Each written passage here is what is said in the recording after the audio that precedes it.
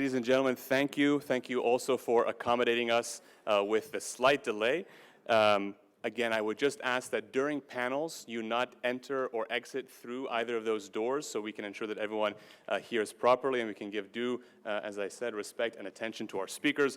As Nina said, we have a fantastic panel on the Iranian American community and our engagement here in the United States, and it could not be led by somebody more capable than Nazee Moinian. Nazee, take it away. Thank you. Thank you. Good afternoon. Can you hear me? Okay. My name is Nazee Moinian, and I'm honored to be sharing the stage today with a very, very distinguished group of Iranian Americans. I feel like we've had experts talk about the problems in the region in Iran this morning and early this afternoon, and it's maybe time for some solutions and happy good news and inspiring events and inspiring personalities, and you have it in every field here on this stage, from music to arts to medicine to advocacy for human rights, education. And I'm very proud to introduce to you the distinguished panel. To my immediate left is Mr. Khosrow Semnani. He's an industrialist / philanthropist with a very humble beginning in the United States, arrived in the country with almost no money and made his way up, made lots of money, and decided to give back in the form of a philanthropic foundation, Semnani Family Foundation, with his wife, Azadeh. And he will tell us about his very inspiring story. He's also the author of Where is My Oil with Hinckley Institute, and other articles in the same endeavor in trying to bring freedom and democracy to Iran and call out corruption. Thank you, Mr. Sobhani, for being here. To his left is Dr. Amir Afkhami. When I was reading his bio, the first question I had is there any wall space left for another degree? Because Dr. Afkhami is a psychiatrist and a PhD holder. He's an associate professor with joint appointment in global health, psychiatry, and history. He's also the director of medical student education at George Washington University and the author of an eerily timed book that came out in 2019 that's called A Modern Contagion. It's about the story of cholera in Iran and the socio-political impact that it had in fomenting change. To his left is my good friend Marjan Keypour Greenblatt, whom I've known for a number of years. Every time I speak to Marjan, I walk away a little smarter, a little bit more convinced that I should be doing more. And she's truly inspiring. She's a Harvard grad in education. She's the founder of an organization called, its acronym is ARAM. It's Alliance for the Rights of All Minorities. She's also the producer of Humanity, which is an album that compiles the music of underground movements in Iran. And she is an author to many articles that have been featured in Vogue magazine, Ms. Magazine, among others. And to her left is our star musician, Arash Sobhani, that he is by education an architect. He is a graduate of architecture from Isfahan University of Arts, but he found his voice and his passion in music. The founder of an underground, not an underground, actually now it's a wonderful group of musicians called Kiosk with almost 10 albums, Arash. And he is the producer of Persia's Got Talent. He's also a moderator and an interviewer, a personality on Voice of America, and a satirical news program called On 10. His platform has been advocacy for human rights, freedom, and the voice of oppressed in Iran. So please have a round of welcome for our panelists today. Thank you.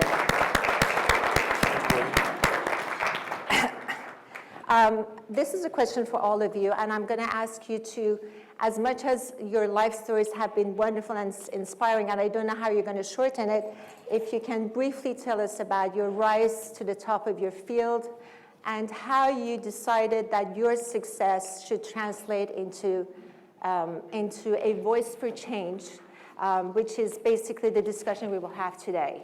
How do we translate success to change?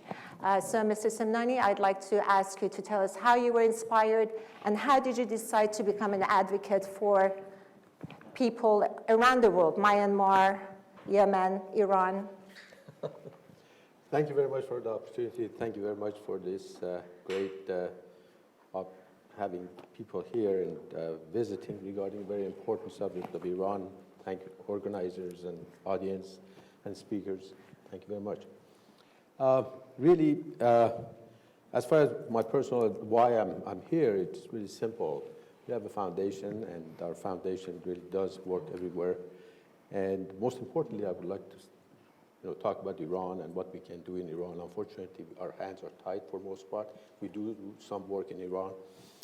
And our work is primarily for women and children, but most importantly, we focus on, for lack of better explanation, we certainly believe, principally, we believe that it's easier to build a fence on top of a cliff rather than a hospital on the bottom of the cliff. That's our principal approach to any activity or any investments that we make in charity and in philanthropy. And with respect to Iran, unfortunately, there is a lot of things has gone over the cliff, I'm sorry to say. And I've been involved in Iran's issues since 1981. But I still am involved. I'll never lose hope. And I'm not an analyst. I'm an activist. And I believe in really doing what needs to be done in the form of dealing with the cause of the problem rather than symptoms. You know what I'm talking about regarding JCPOA. And these are all symptoms. I've got to deal with the cause of the problem sooner or later. And that's why I'm here. Okay, we're going to get back to what you see as the cause of the problem, because the problem is so big and the causes are so many. But I'd like to see how you got inspired to fix that problem. Amir Arsalan, how did you get inspired? Tell us about your background a little bit.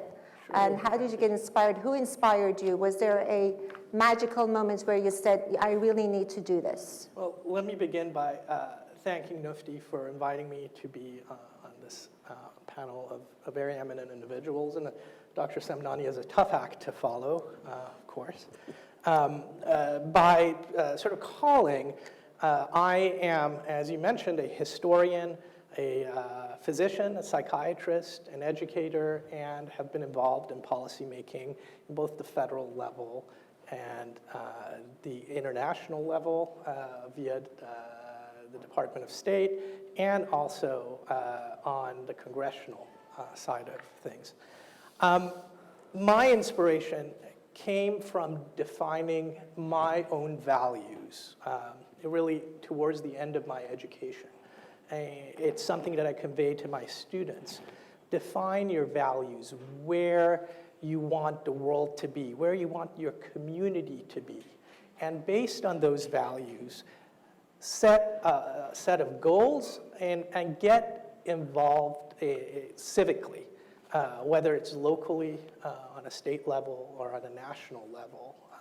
And really that drove me to be an agent of change from an academic side. Early on in my career, I had the opportunity to go to Iraq at the height of the civil war there.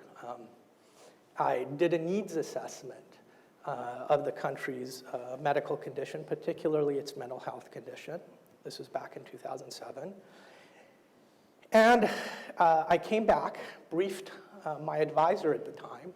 Relationships are very important in achieving your mission. I'm sorry, footnote, his advisor was none other than?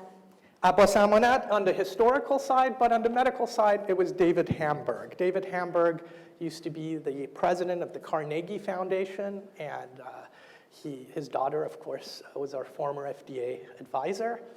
Iconic people. Yes, iconic people. I briefed David, and David told me, well, you should go and brief one of my former students, Paula Dobriansky, who was Assistant Secretary for Global Affairs under the Bush administration. And from there on, the Iraq Mental Health Initiative was born, which I helped the State Department with, which was funded through the Embassy of Baghdad to stabilize the country, over a period of 2 years at the height of its civil war, based on a realization that we live in a global world, that the medical conditions abroad really affects us here in the United States. I think this is second nature to most of us during the COVID pandemic and our experiences during the COVID pandemic. But in 2007, it was not that clear, and it needed to be articulated. And this was really based on a core value of humanism and globalism that early on I identified within myself. And this is something I convey to my students, to my medical students, who I always tell them, look, it's not as important, you will choose whatever specialty you choose to go into, but the harder job is to define your values and the kind of physician you'll be once you go into that specialty. And that's really the greatest challenge for all of us as advocates and as people who want to get engaged civically. Thank you. I want to come back to humanism and globalism because actually that's the basis of one of my questions, and it's wonderful that you brought it up so we can segue back. Marjan, tell us about your background, what inspired you? I also want to begin by thanking NUFDI for putting this amazing program together. And sitting here, not only on this panel, but also in this whole room, I really feel like I'm among friends with people that really care so much for Iran and for our brothers and sisters there. And I really feel at home. I'm very privileged to be among all of you here today. In terms of what propelled me to begin this work or to do this activism in the area of human rights for Iran, in some ways I began 8 years ago, but I think in reality it was instilled in me since I was born in Iran. Being an Iranian person, it's hard not to be passionate about and patriotic about the country. It's hard not to feel an intense connection with the culture and language and the people. I remember when I was a kid in Iran, and a lot of the problems of poverty were being eliminated, but still there were beggars on the street. And I remember seeing someone on the corner of the street eating, nuno paneer, bread and cheese, a little bit of food that God knows how he had, got to his hands. And seeing us walk by him, he invited us to share that with him, which we of course didn't. But that was the spirit of the Iranian people, a spirit of generosity, a spirit of compassion, and love for one another. And that's really what I have with me in America. And I'm so grateful that I've been able to have this camaraderie and connection with the people of Iran. But also, I was driven by compassion that my family and my religion instilled in me, and and one of the beliefs that I have is that I don't need to solve all the problems of the world. I may not be able to overthrow the regime or dispose a dictator, but maybe actually by handling some of the symptoms, by addressing some of the symptoms, like lack of freedom in Iran, lack of opportunity for women, hunger, femicide, human rights violations of minorities. Maybe if I were able to show the collectivity of all the symptoms, maybe there will be more people who will be inspired to actually deal with the disease itself. So that's really what has driven me. And I started this, my activism about 8 years ago. And I don't see myself, I don't see this as a career. I see this as a partnership. I see this as a calling. You have inspired a lot of people. Thank you for that. Arash? First of all, thank you very much, NUFDI, for putting together this amazing event. As an artist, I should say, it's a cliche, but my passion was music. But as an artist, I wish I lived in a different time or a different, set of circumstances that I could write about love and happiness and joy and things like that. But as a nation, we are facing these crises that's existential, and it's I think it's everybody's. It doesn't matter if you're a cab driver, if you're a doctor, if you're a musician. It's all of our responsibility to take, to realize that you need to do something. You need to, if you're a musician or if you're an artist, what you can do, how you can help is to give voice and focus on the problem that people are facing. So that was my inspiration. I don't think I'm doing anything special. I'm just doing my part. That's inspiring. Thank you for sharing that. Am I right to assume that all of you have a moral compass that you all refer to? You called it humanism and globalism. Moralism has been a bedrock, a foundation of Iranian culture.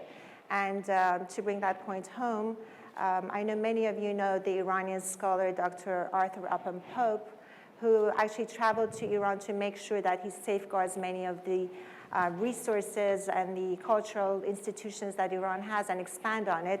He wrote an op-ed in 1949 in New York Times praising the system, the Iranian system, praising Iranian culture as the universal ideals of humanity and urging President Truman to welcome the monarch in recognition of his work towards furthering the idealisms and humanity that's embedded in Iranian culture. So I get how moralism has been part of your upbringing, but do you have little anecdotes? Is it something like you talked about the beggar on the street? I mean, Dr. Afkhami, your dissertation was on pandemics and the rise of nationalism. Was there another yearning that you wanted to give back to your community that kind of propelled you to do what you do, your activism? Moralism is part of it. I mean, certainly I was brought up with core Iranian values of being responsible and accountable to my family and being accountable to the community. And I think shahrvandi, or a sense of civic responsibility, is on some level embedded in all of us as Iranians, the way we're expected to be responsible in our individual households. So I think from a psychological perspective, being raised within the embrace of the Iranian culture, even abroad, these impulses certainly influenced me. And sort of this idea of giving back to the country that basically birthed me certainly animated a lot of my interest, but sort of globally my interest in working on Iranian medical history and uncovering why we are where we are at this point in our contemporary experience. And Mr. Semnani, your activism, your philanthropic work has taken you beyond Iran to, I was speaking to actually a friend of mine who said you reached out to the community, the poorer sections of the community here in DC, to make sure that they have tests and COVID vaccines and all of that here in DC, but you've gone to as far as Myanmar and Yemen to make sure that they're taken care of. Can you talk to us a little bit about that? Really, when you talk about charity, when you talk about philanthropy or work in areas where there is any need, our foundation was really created back in '93 when Romania was coming out of communism and so on, and there was an orphanage in Romania that they were dealing with HIV children, newborns. That's where the whole thing started, and we got involved in that project. But that's just past. That's just an idea. But realistically, when I look at Iran, I think we've got it. Every one of us have a reason we are here, but my reason really is the unfairness of what's happening to Iranian people. And I saw a picture of a young 12-year-old kid that was addicted in the corner of a street. I saw a man who was involved in trying to beg for a piece of bread that was talked about earlier. And I saw a woman on a corner. I saw a picture of a woman in wintertime in snow, waiting on a corner, waiting to somebody come and pick her up to feed her children. That's wrong. Still moves you. It still moves you. It's wrong. And that's why I'm not an analyst. I'm just telling you it's wrong. And we can have this conference. I've been to so many conferences since 1981. And I've written about the disastrous consequence of what the regime is doing in Iran. But it's happening today. Poverty, over 30% of the population, government's numbers. You're talking about Iran? Iran. No, yeah, absolutely. It's Right. not, yeah, absolutely.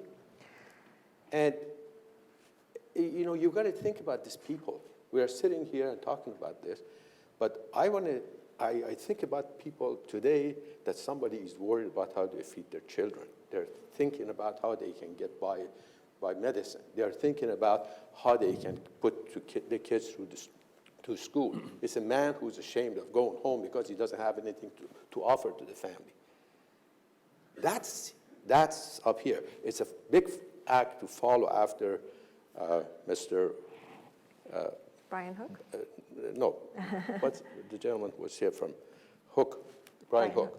I've met him before. I met with him in the State Department and all that. It's a big act to follow, but this is the act I have.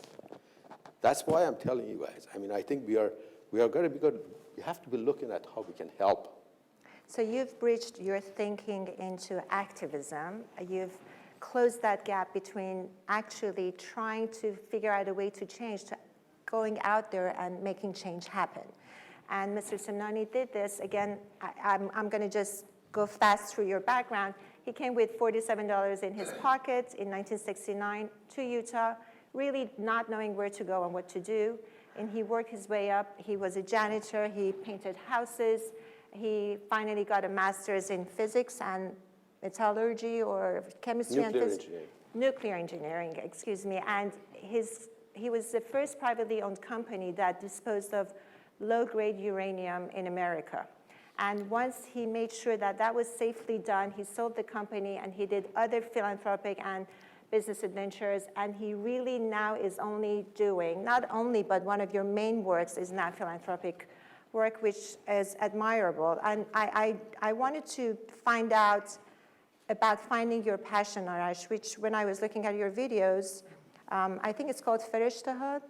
And it's, if you haven't watched it, I urge you to watch it. It's this visual journey of Qajar paintings and a man and a woman arguing with each other, with man being brutal to the woman. And then there are these haunting lyrics of Arash in defense of the women of Iran, which made me wonder on so many different levels how you were inspired, which you said yourself, that you found your voice in music, why women, and tell us about a little bit about how you see the Islamic regime is attacking the Iranian culture, which I know it's one of the biggest concerns that you have.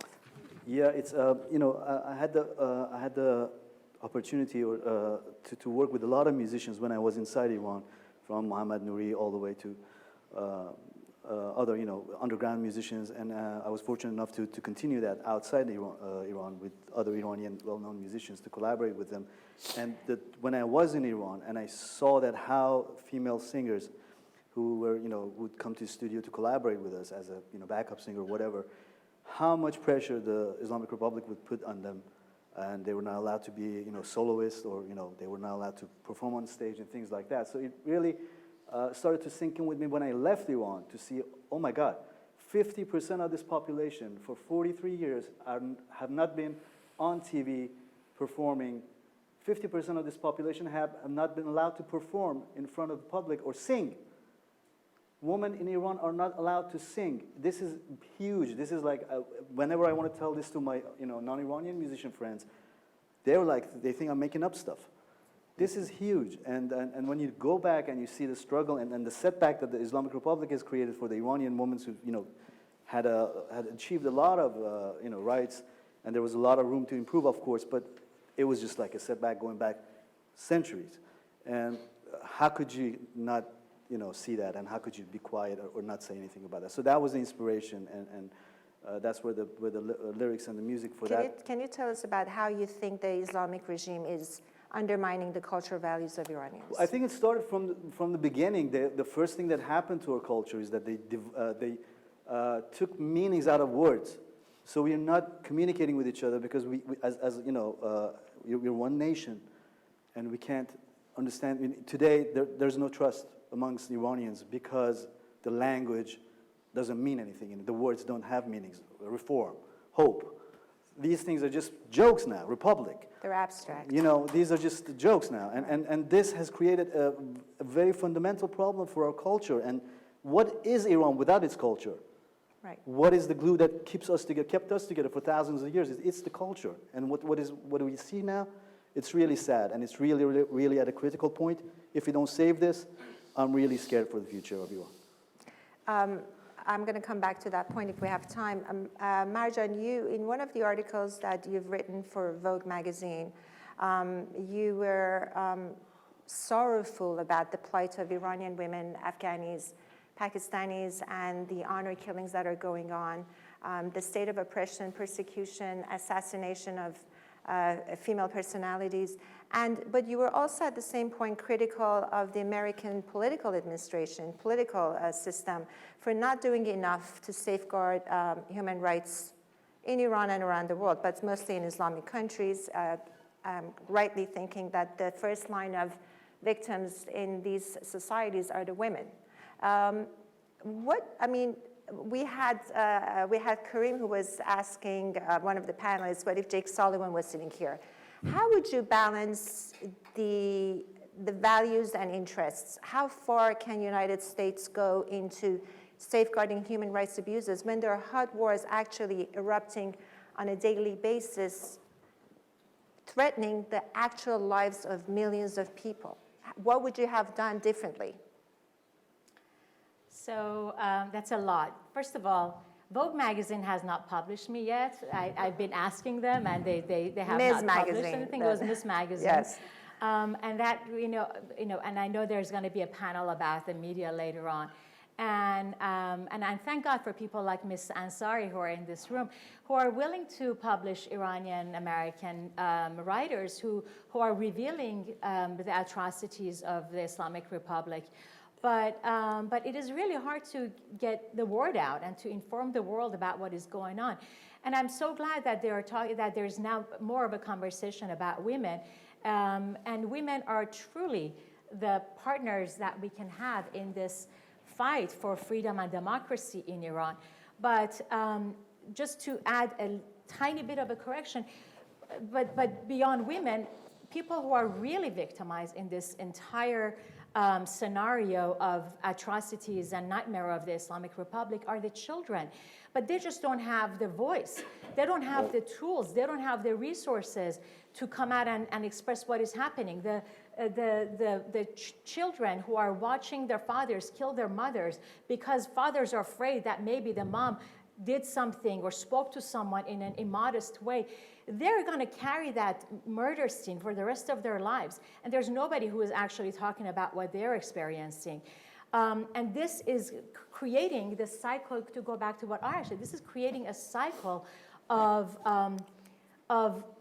cultural loss, of defiling of our culture that is going to take generations for us to recover from. The children who go and watch execution scenes, they're going to live with those moments, and they're going to think about who are they in the society? Are they the executioner, or are they the person who is with the rope around their necks? These are generational damages, cultural damages that we are going to have to face for the generations to come. But in terms of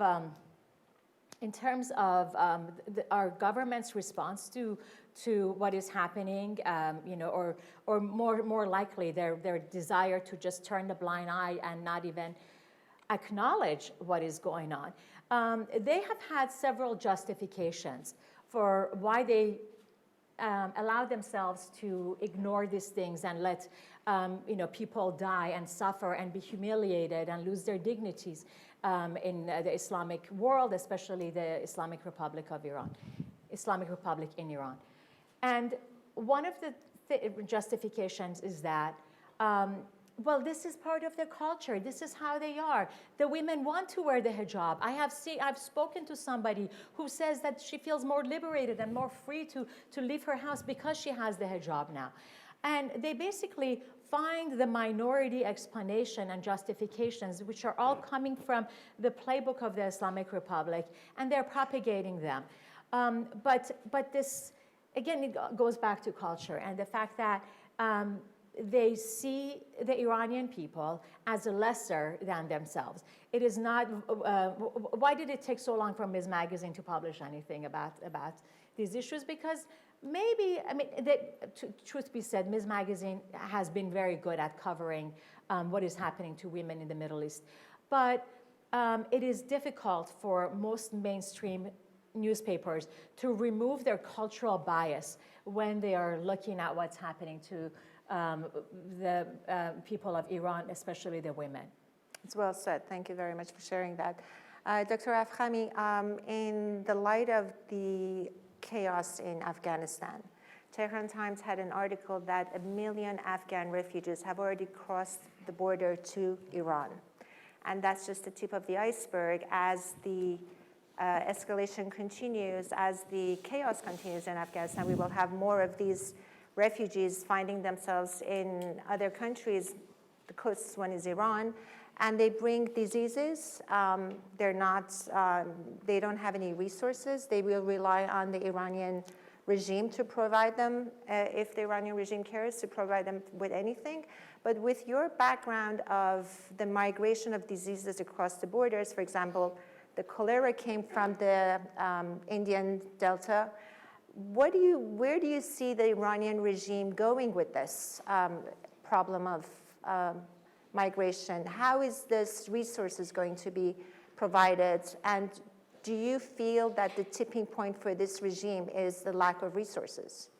Well, absolutely, I think the lack of resources, but even more importantly than migration, Iran faces a demographic crisis. Can you tell us about that? That's so interesting. There's a baby boom amongst the Iranian population in the 80s because after the revolution, Khomeini famously did away with very sophisticated and successful family planning initiatives that were put in place in the 70s. This created a spike in population. Well, guess what? That population is now in their late 30s or mid 40s or sort of early 40s. And in about 2 decades, this population is going to be retirement age.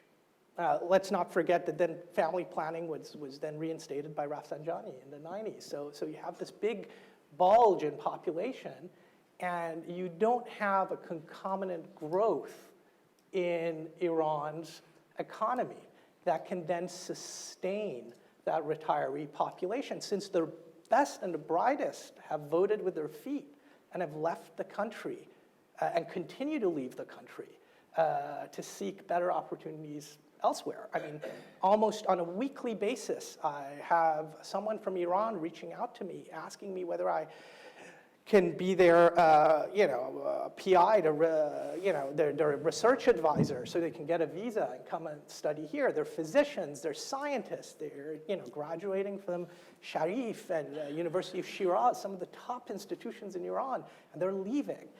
And this, taken together with environmental degradation and the natural effects of global warming, is going to take Iran.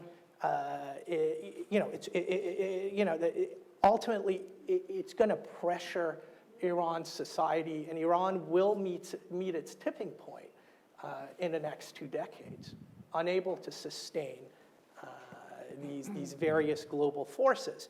Now, the only thing that can change this, I believe, is a change in the system of governance in Iran. Prior to the rise of Reza Shah, Iran struggled with almost bi-yearly cholera pandemics that killed tens of thousands of Iranians. Over the century, probably hundreds of thousands.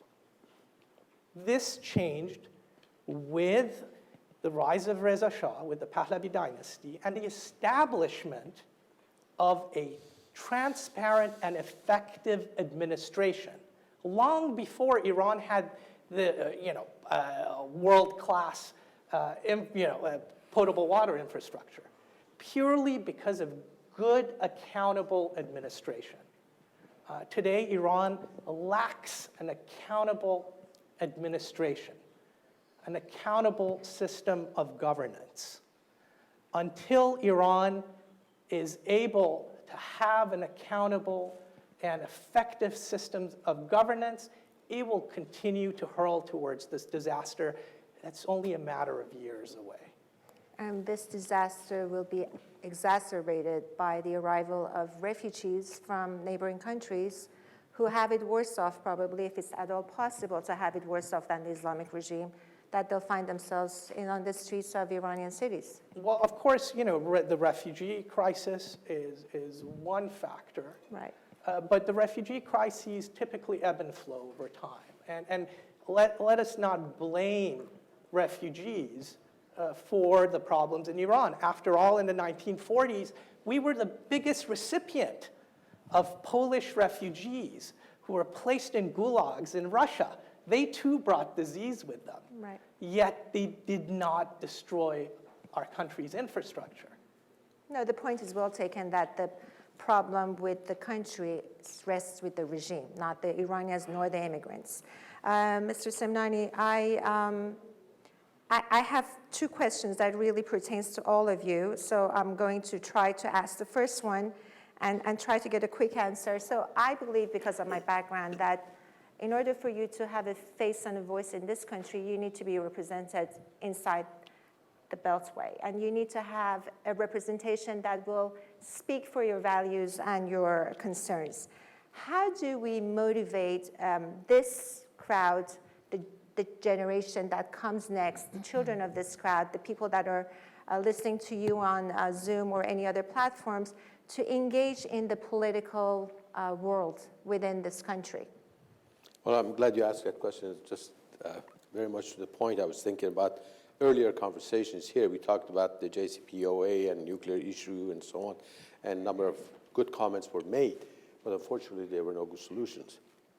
That goes back to what you just, I just wanted to start with that, and I'm coming back to your question, is we are on the verge of a war if this agreement, that is a bad agreement, and again, it helps the mullahs.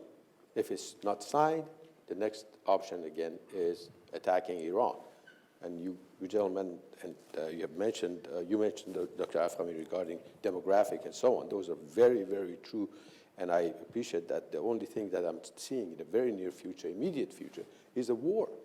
And if that happens, initially, if there are 400 points of operations in Iran that is going to get bombed. And these are people who live there and around that, and they're people that they would be affected by the nuclear release in the region. We have to understand that. We're talking about Chernobyl scale type of things happening, Pripyat scale type of things happening. This is what's in the near future, and Mr. Brian Hook, he talked about it, but really didn't propose a solution. The solution, it has to come from people that we are here, some of us, and about 1.5 to 2 million Iranians that they have to become advocate of protecting Iran in one form or the other. We need to be out there and talking to our representatives. You're talking about Iranian Americans in this country. So that's what you're talking about. Yes, thank you for clarifying that. How do we bring this message that unless you want something changed, no one's going to change it for you until you take the first step, you speak to your local council person, to your senator, to a diplomat, to whoever you think can do the bidding for you, or some of your own family members, that they need to get politically involved. I know you are politically involved. I know, Dr. Afkhami, you are. I think everyone on this panel has, one way or the other, has spoken to people in the administration. How do we take the message further? I mean, I think we don't have enough representation in the political world. I could say that, I could agree with you, but we are not taking advantage of what we have. We have to be advocate. We have to use the power of vote. We have to write. We have to get engaged with our congressional people, senators, congressmen. They listen to it. The election is only 5-6 months away.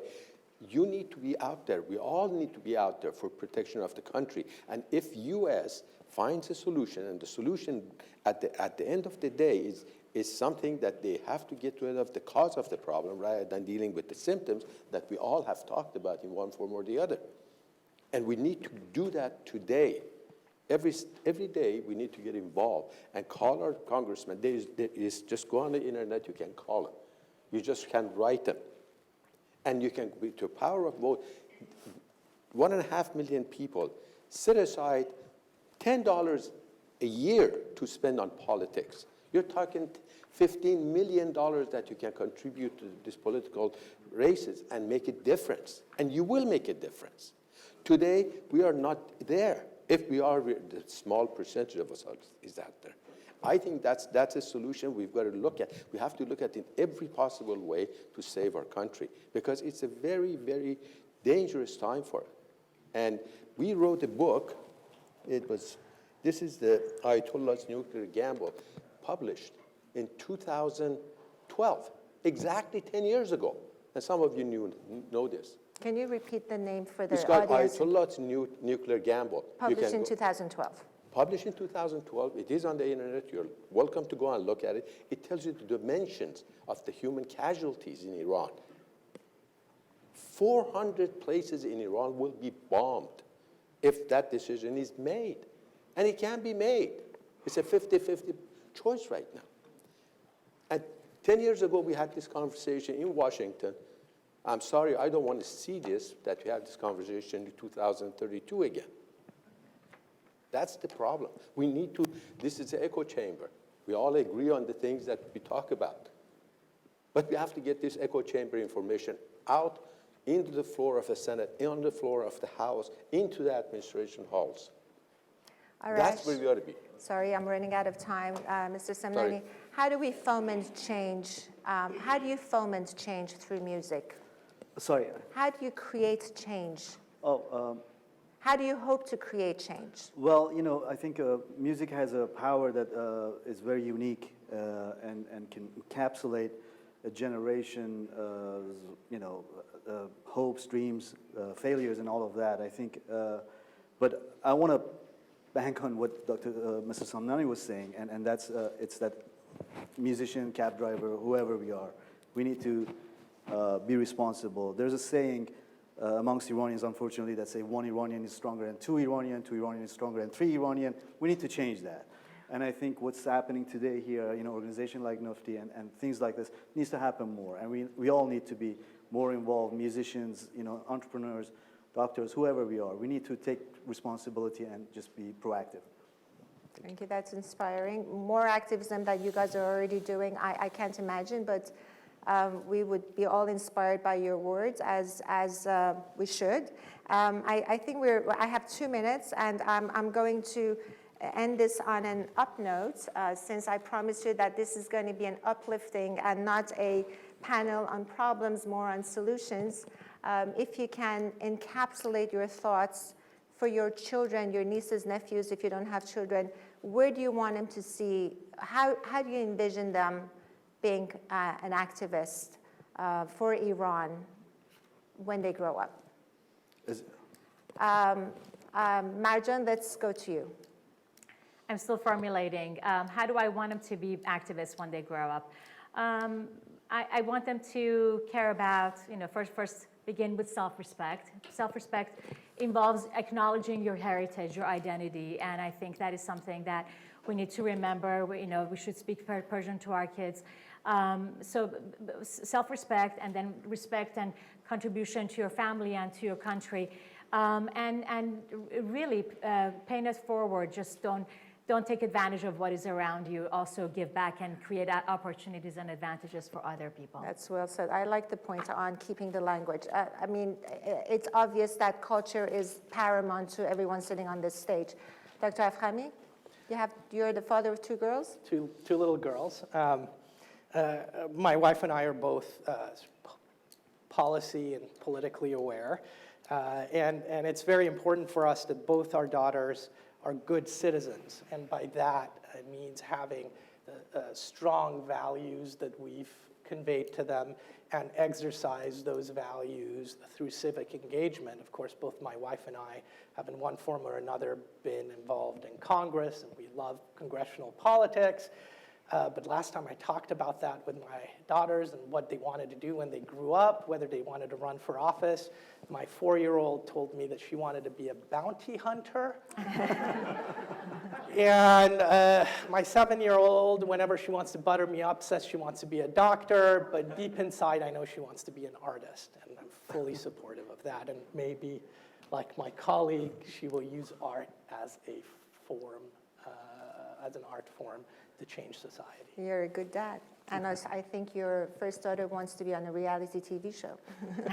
Be ready for that. Or The Mandalorian. Mr. Semnani, I feel like we've spoken about this, but I think we spoke about this one-on-one here. So tell us how you have already engaged your 3 sons in political activities or outreach, and how you plan to do more with your family. In Utah, it's a state of 3 million people. It's a wonderful place to live, wonderful mountain. You're welcome to come there. It's a great place to vacation. And I've got 3 boys, the oldest one 37 and 26 and 24. And I promote as much as possible philanthropy with them, charity, and whatever they're successful, I say give something away. But as far as political activity is concerned, I take him to every political circle that I go with me, and I introduce them. And most of the people at the federal level, actually my son worked for Senator Hatch as an intern and so on. We're involved quite closely. And that gives me the luxury of talking to many of them. In the last couple of 3 days, we've been involved in talking to a number of senators and congressmen, and I'm delighted to say that we're getting some ears twisted and, talking to them and getting their attention. But we need every Iranian who cares for Iran to do something about this, because this is a serious thing. And I think we can, by developing our children, as you pointed out, and getting them involved, I think this country can be saved. I truly believe that. We can do it. There's enough willpower, and America is good. And America is great because it's good, and that will happen. If we go out there and talk about that, that would be our message. We can get Iran saved. We can do it. I appreciate your visit here. On that note, which I feel it's a salute to our friend, I call him our prodigal friend, Cameron, with such young age and so much ambition and such accomplishment already, and Dr. Ganji, both of them, for having brought us together. Thank you. I'm almost finished on time, so I think we have time for questions to the panelists, if anyone wants to. One question only. Please.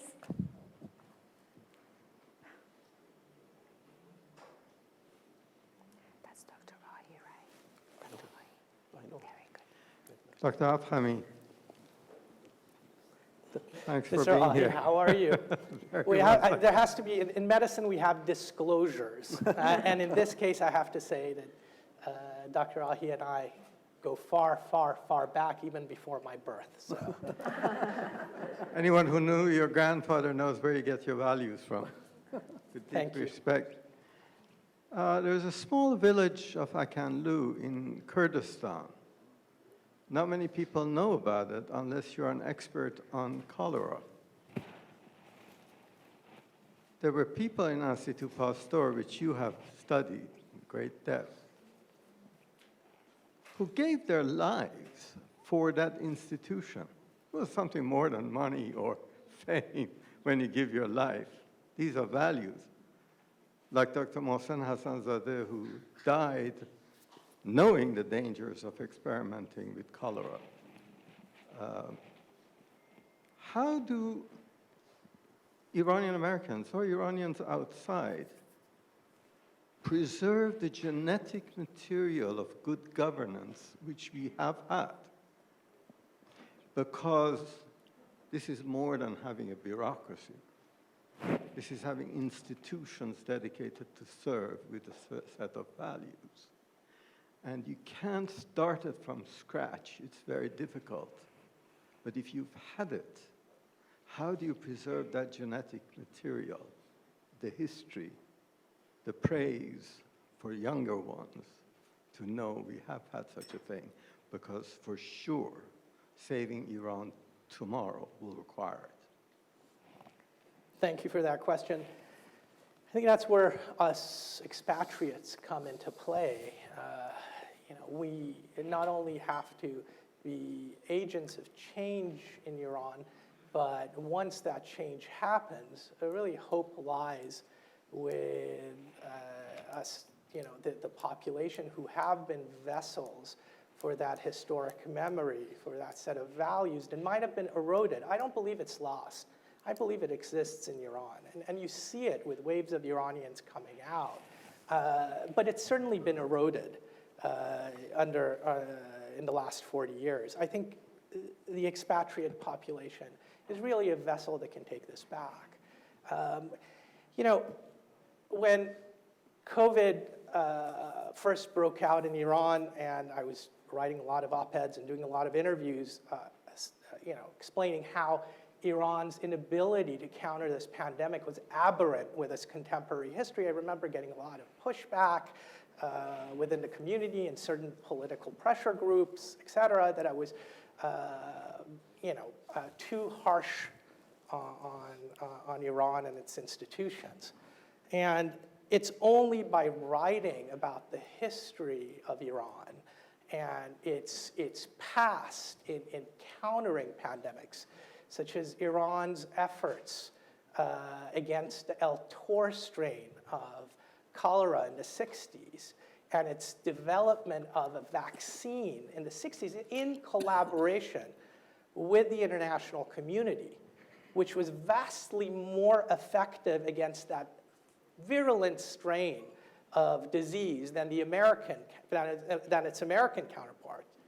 It's only when that was revealed that suddenly people realized, well, Iran is not, this caricature of a country that's backwards, that is unable to have cutting-edge public health and bacteriology. And it's with that people began to examine the current government and the current government's policies against COVID more critically. So I think those of us who are abroad, who carry this vessel of memory, have a responsibility to disseminate it, to share it, and be a representative for Iranians who cannot represent the genuine, true version of Iran as it is currently in the country. Modern Contagion is the name of the book. Thank you very much. I think that brings us to the conclusion. Thank you. Thank you. It was wonderful. Thank you for the wonderful panel, and thank you to Nazee for moderating. Now it's time for a much-needed coffee break, so enjoy.